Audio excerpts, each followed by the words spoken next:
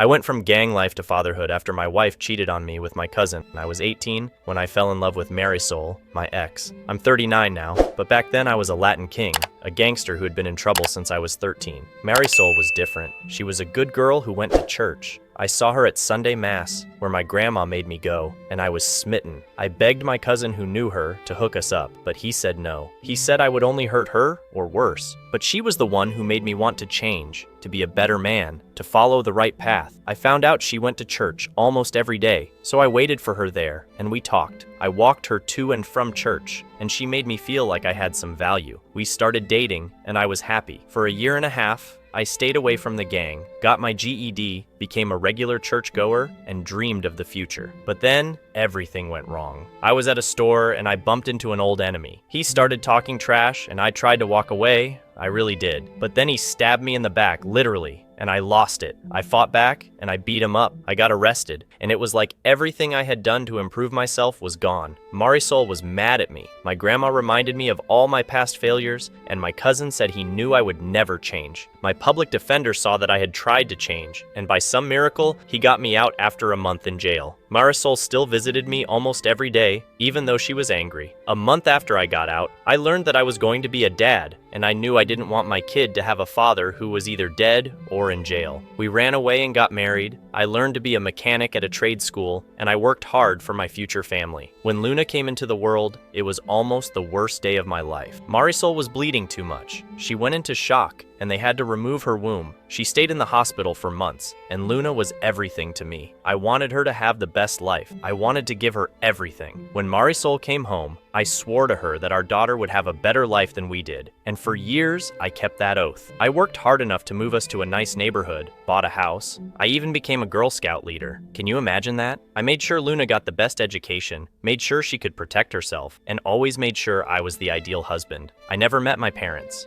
I never had a good father figure in my life, so I didn't know what a healthy relationship was. That's not true. TV dads were my role models, and I copied them, and the marriage they had on TV time went by, and I had my own garage, a cousin who was a preacher, a grandma who still nagged me, a closer relationship with my wife, and I kept my prison shape. But Luna despised me. Ever since she turned 13, she just started despising me. She pushed me away when I tried to hug her. She gave me the eye roll every time I said I loved her. She didn't answer when I asked her how school was. It pained me. And Marisol noticed. She said she was just a teenager and that I should let it go. She said she would come back to me. It was like that for 2 years. So, for her quinceañera, I wanted to make it special. I got everything she asked for, and she was still rude, and for a moment, the old me almost came back to teach her some manners, but instead, I went to my cousin, let out my anger and worries about being a good dad, and he told me to just leave her alone, and he prayed for me. I planned a slideshow for the father-daughter dance. I had a bunch of the pictures of us together, but I noticed I didn't have any recent ones. She refused to take any. The last time I had pictures of her and me smiling together was on her 13th birthday, and those were on my daughter's broken tablet. I brought that tablet to a repair shop, and I didn't mind the price. I had to get that tablet fixed. After a day and $300, the tech fixed it, and I was glad. I knew her passcode, but I never snooped on her. I just wanted those pictures, and when I opened that tablet and checked the gallery, there they were. My little girl, smiling and happy to be with me. I felt wonderful. Then the instant messages popped up. It was my daughter chatting with my wife. It was a long rant that she didn't want me to dance with her and it hurt me, but like my wife said, she's being a teenager. Then she said something that shattered me. She texted why she had to do the father-daughter dance with me since I'm not her father. I felt my heart stop.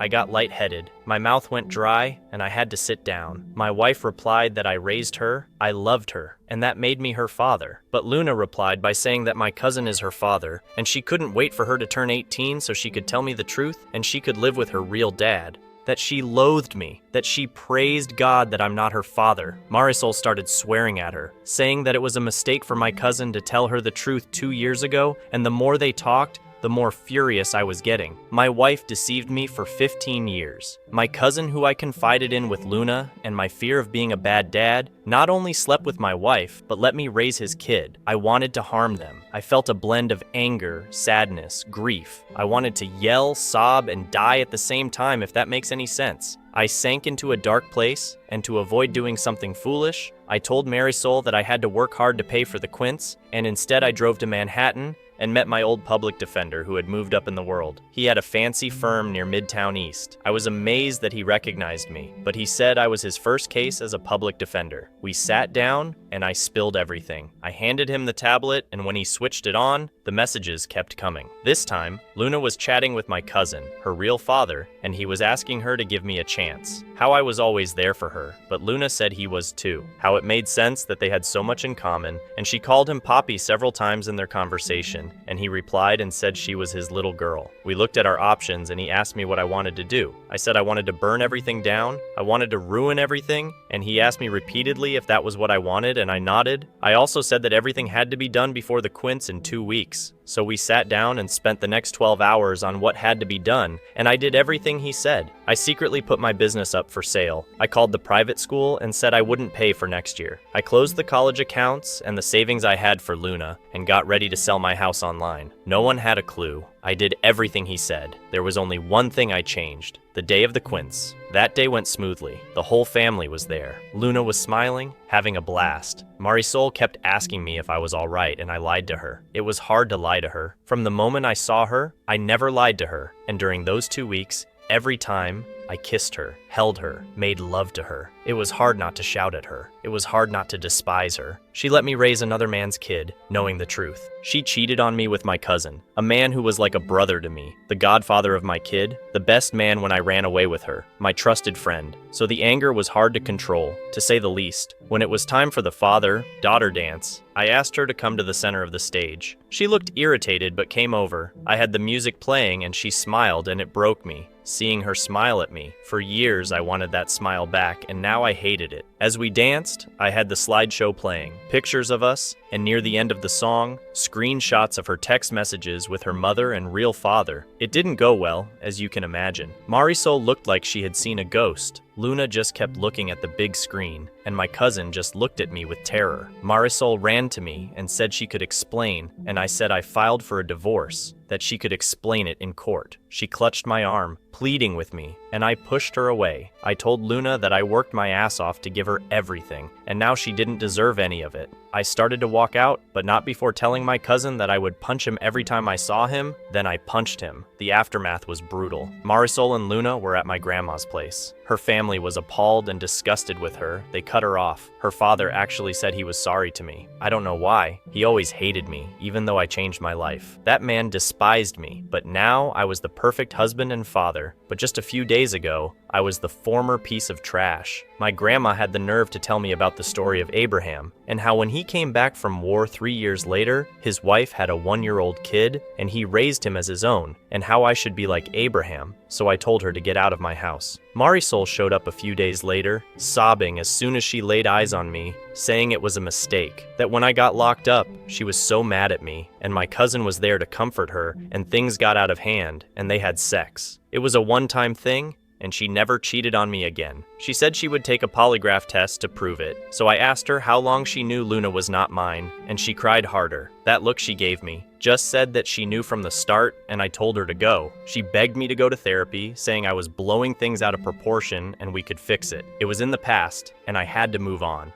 That I was Luna's father, no matter what happened, and I let my anger get the best of me. I had to say, move on, over and over, while tossing her stuff out the door. I called her a cheating slut. I said I never wanted to see her again, and I said this life I made for her was not hers anymore, and I shoved her out the door. She kept calling me nonstop for a couple of weeks. Luna never tried to contact me. Marisol was stunned to find out that I sold my business. She was even more shocked when she found out that I had an open house. She came in shouting, telling the visitors to leave her house and begging me to get help, that I was destroying our marriage, that I had no right to sell our home, the home where we raised our kid in, and I told her that this house is full of deception. It's a house where I raised another man's kid, and when I sell it, I will give her half, and told her to get out before I called the police. It was a lie. All she had to do was act like the victim, and I would have been arrested, but she didn't. She obeyed. Soon after this, my cousin came to see me, and I knocked him out, dragged him outside, and shut the door. I turned down mediation. Marisol wanted to make up,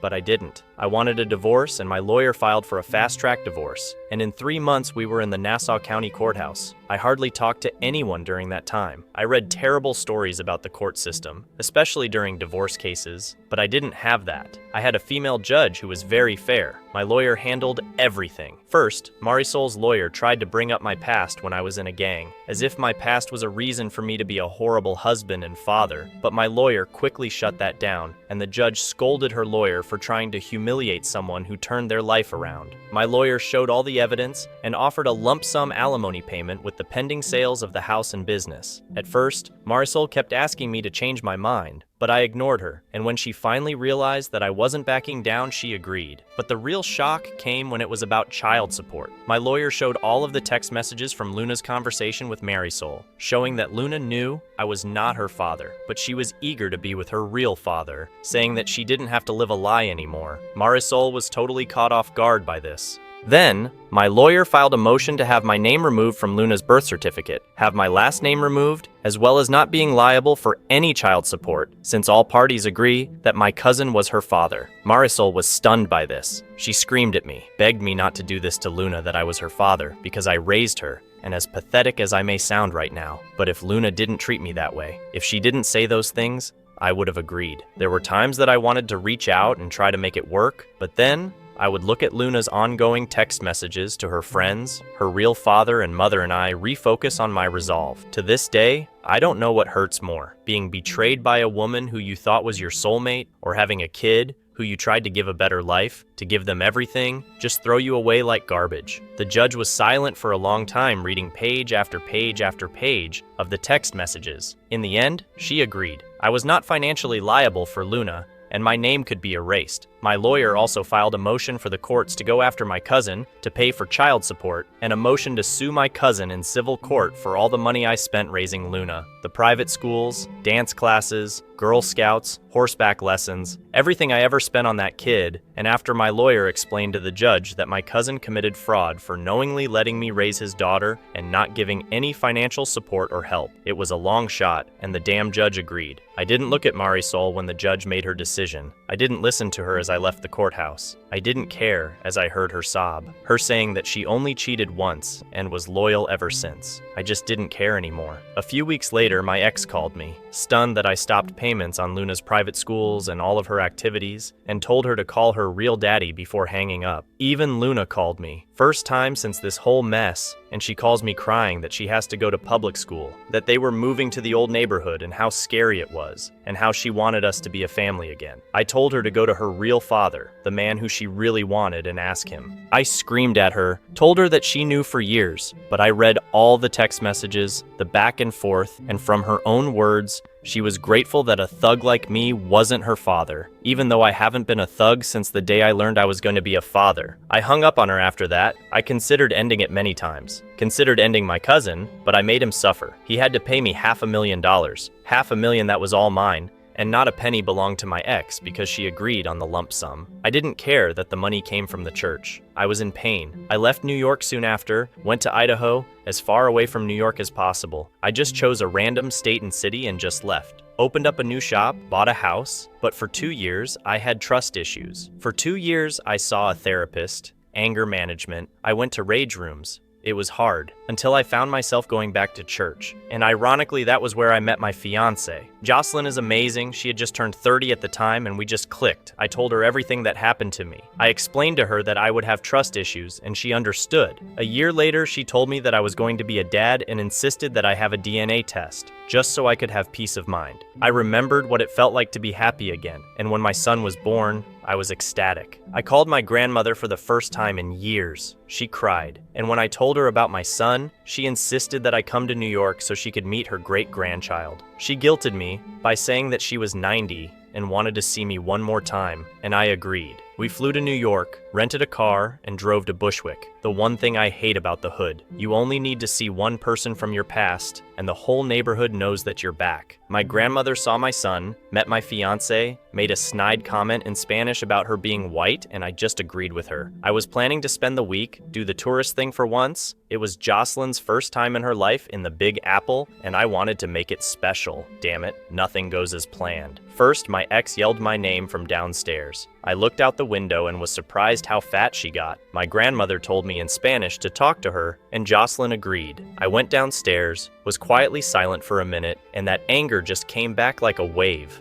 Marisol told me that I looked good, and she said she looked awful. She told me that she missed me, that she never slept with another man since the divorce, and I ignored her. She even had the nerve to tell me that I'm a grandfather, and I gave her a look. Apparently, Luna hooked up with a decent guy and got pregnant at 18. Her baby daddy joined the Marines to support them, and her father wanted nothing to do with her, just pays the child support and refuses to recognize her. He's no longer a pastor and is working at the Banco Popular 2 blocks over. Then she told me that Luna named the baby after me, and I couldn't stand looking at her. Marisol asked me to wait because Luna was on her way over and I just left. I went to my grandmother's house and I didn't have to say anything to Jocelyn. She just understood and we left. In the elevator, I told her what happened, and she smiled and told me everything was going to be fine. The look on Marisol's face when we left the building. She was looking at my fiancé like she was the intruder, and Jocelyn, without hesitating, introduced my son to her. Well, she said, "I would like you to meet his biological child." That was a stab in the heart, but she knew my pain. Marisol kept trying to stop me from leaving, telling me that Luna regretted what she did, and Jocelyn wanted me to forgive them, but I was so furious. I jumped into the car, ignoring Marisol's cries, and Jocelyn told me to offer a peace gesture, so I gave her my number, so Luna could call me and left. At the red light, I saw my cousin by the Cucha Frito stand, and I don't know what possessed me.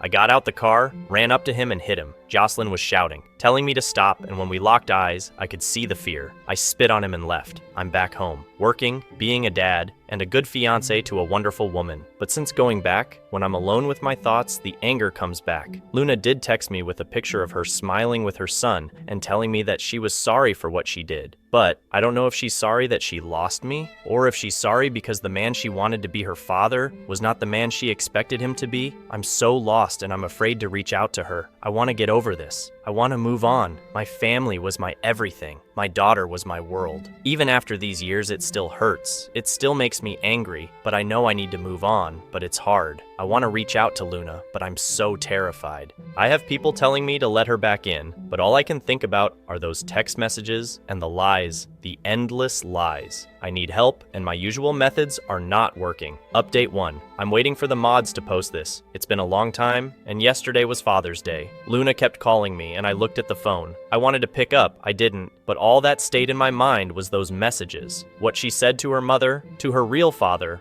her friends. So I ignored it. Finally, I listened to her voicemail and she sounded so happy. She quickly said sorry for her actions, but to me, it didn't sound genuine, just casual. Maybe I'm being paranoid. She talked about her son, her fiance, and asked me to call her. Simple requests, and I got furious. My grandmother and my fiance are telling me to give her a chance. But when I asked my grandmother if Luna or Marisol ever inquired about me in the 4 years I left, she said Marisol did, all the time, but not Luna. So, in my warped mind, I think Luna wants me in her life to her child would be looked after. Or maybe she wants to bleed me dry and that made me so mad. Even Marisol tried calling me all the time, and I'm thinking about getting a new number. So I spent most of my Father's Day in the gym, punching the heavy bag, and I have an appointment today with an anger management group. Maybe they can give me some perspective if this ever gets published by the mods. I would like to hear your opinion as well. In the meantime, I'm just working this out on my own. Thank you for reading this. I needed to vent. Like I said, I don't care if you think this is fake. I really don't give a damn, but your help is appreciated. Update 2. I want to thank LuigiOnFiji42 for his advice on sending an email as a first step. I sent a short email to Luna that just said, "What do you want?" I didn't expect the long response. She began the email by saying sorry over and over for how she behaved. She said when she learned I wasn't her father, she was furious. She confronted her mother and she cried, making her promise not to tell me. Since she felt lost, she started to talk to my cousin, her real father, more and more. He told her about my violent past, the things I used to do, things that I hid from her. This made her mad, and the more they hung out, the more she pushed me away. She said she felt guilty sometimes, but my cousin would reinforce her feelings towards me. The day of the quince, she said while we were dancing, she realized how dumb she was acting. She realized how much I loved her, and then her messages showed up on screen. In the days that followed, she was told by my wife's side of the family to give me space, to not call me, and she listened. She said she saw her family fall apart because of her and she couldn't do anything to fix it. She told me she understood why I did what I did, but she wanted to reach out. Her grandfather kept telling her that I loved her, that I raised her, and despite what I saw through her messages, I would do the right thing, and she believed him. During the divorce, her mother went into a dark place, not talking to her, barely eating, she was just existing. When she found out that my name was erased from her birth certificate, she said she had a panic attack. Her mother told her that they would have to move back to Brooklyn, and when she asked about her life in school, her mother told her, "That was the life your father gave you, and he's not your father anymore." So she called me, pleading, and I swore at her, then hung up.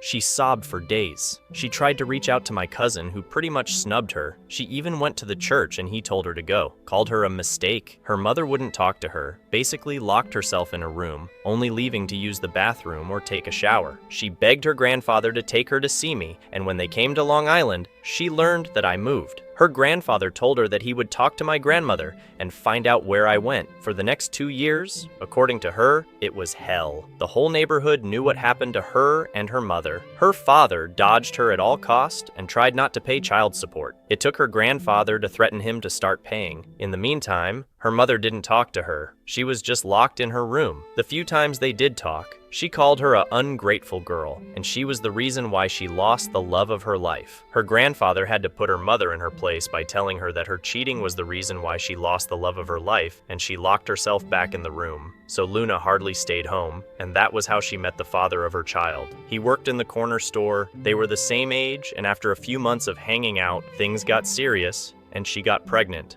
Her grandfather was angry, but when her boyfriend said he would marry her, that calmed things down. Luna said her pregnancy was a blessing in disguise. Her mother started talking to her again and even left the room to be with her for every checkup. Being a senior in high school while pregnant was cliché, but she managed. A month before the baby was born, she graduated, and her boyfriend joined the Marines. He wanted to run away with her before leaving, but she wanted a wedding. Her boyfriend had no problem naming his son after me. Apparently, his father was gone, and the fact he was a junior was a reminder that he had the name of a man who didn't care about him. When she found out I was in town, she got a speeding ticket trying to get to my grandmother's apartment. She wanted to see me, wanted to say sorry, wanted me to see her son. She just wanted to see me. But she was late and she cried. When her mother gave her my number, she wanted to call me right away. But the whole neighborhood was talking about how I beat her father up, so she waited. Her mother was sad to see that I moved on and have a son. Luna was happy to know she had a little brother, but her mother got more depressed. I felt sorry for Marisol. After I read the email, I called Marisol and asked her if this was true, that she ignored Luna for years and blamed her for our divorce. She admitted it, and at first I shouted at her, but I composed myself when I heard her crying. I told her to move on, find someone else, but she said no. She said I was her husband, and I always would be her husband. It broke my heart a bit. I then had my grandmother go see my cousin so I could talk to him. The second he heard my voice, he started to cry and begged me to forgive him. I just asked him why he didn't act like a father to Luna, why he turned her against me, and he said it was jealousy. He loved Marisol, and I stole her from him. When I got locked up, he comforted her, tricked her, and barely lasted a second with her, and she realized what she was doing and pushed him off her, but he already finished. When she learned she was pregnant, he knew the baby was his. They both knew. It was meant to be a secret. Marisol saw her double hysterectomy as God's wrath for her cheating and lying. When Luna turned 13, he was drunk. Seeing my life, and envy was the one sin he couldn't let go, so he wanted to wreck it, and he did. I told him when we meet again in hell, I will be his eternal tormentor, and hung up on him.